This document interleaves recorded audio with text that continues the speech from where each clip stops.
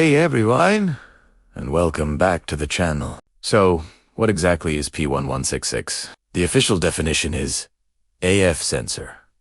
Bank 1, sensor 1, heater circuit malfunction. Let's translate that into plain English. Your car has an air-fuel ratio sensor, or AF sensor for short. This is a more advanced type of oxygen sensor, also known as a wideband O2 sensor. Bank 1 sensor 1 means it's the upstream sensor, the one located before the catalytic converter on the side of the engine that contains cylinder number 1. On 4-cylinder engines, there's only one bank, so it's the sensor right on the exhaust manifold. Now, what about the heater circuit malfunction part? For the AF sensor to work correctly and give accurate readings, it needs to reach a very high operating temperature, around 650 degrees Celsius or 1200 degrees Fahrenheit. Since your exhaust won't get that hot instantly, especially on a cold start, the sensor has a built-in electric heater to warm it up quickly. The P1166 code means your car's computer, the ECU, has detected a problem with this specific heater circuit. It's not necessarily the sensor itself that's bad, but the part responsible for heating it up.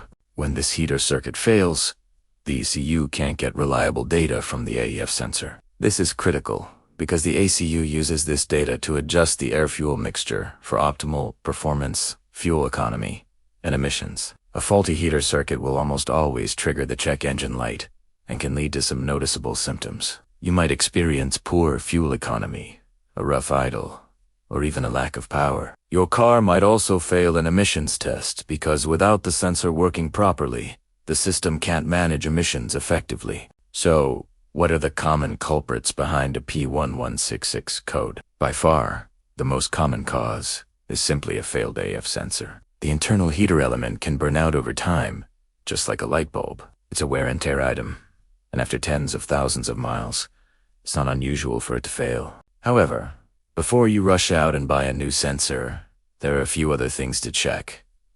The problem could be in the wiring. The sensor is in a harsh environment, exposed to high heat and road debris. The wiring harness or the connector could be damaged, melted, corroded, or have a loose connection. A rodent might have even decided to chew on the wires for a snack. Another possibility, though less common, is a blown fuse. The heater circuit is protected by a fuse, and if that fuse blows, the heater won't get any power.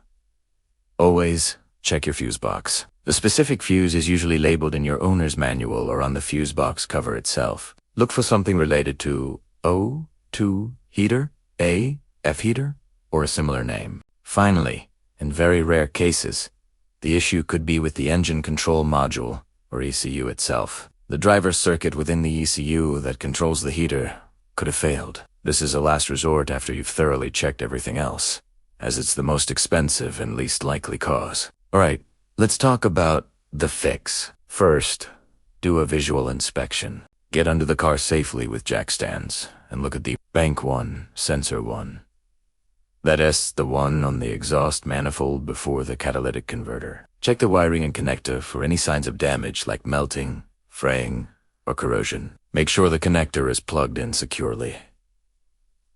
Next, check the fuse. Find the correct fuse for the AF sensor heater and pull it out. See if it's blown. If it is, replace it with a new fuse of the exact same amperage. If the new fuse blows immediately, you have a short circuit somewhere in the wiring that you'll need to trace and repair. If the wiring and fuse look good, the next logical step is to test the heater circuit itself.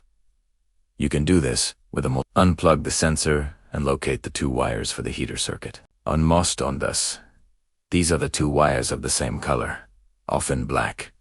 Set your multimeter to measure resistance, or OE. A good heater element should have a low resistance, typically between about 1 and 15 ohms, depending on the specific sensor. If you get an open circuit reading, meaning infinite resistance, the heater element is broken, and the sensor needs to be replaced.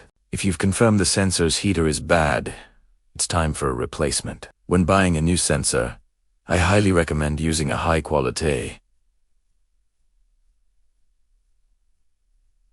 OEM or equivalent brand like Denso. No-name sensors can often cause more problems than they solve and may not last very long. You'll need a special oxygen sensor socket to remove the old one as it allows the wires to pass through. After installing the new sensor, clear the fault codes with your scan tool and take the car for a drive to ensure the check engine light stays off. And that's a wrap on diagnosing and fixing the P1166. Fault code on your Honda or Acura. It usually points to a bad AF sensor, but taking a few minutes to check the wiring and fuse can save you time and money.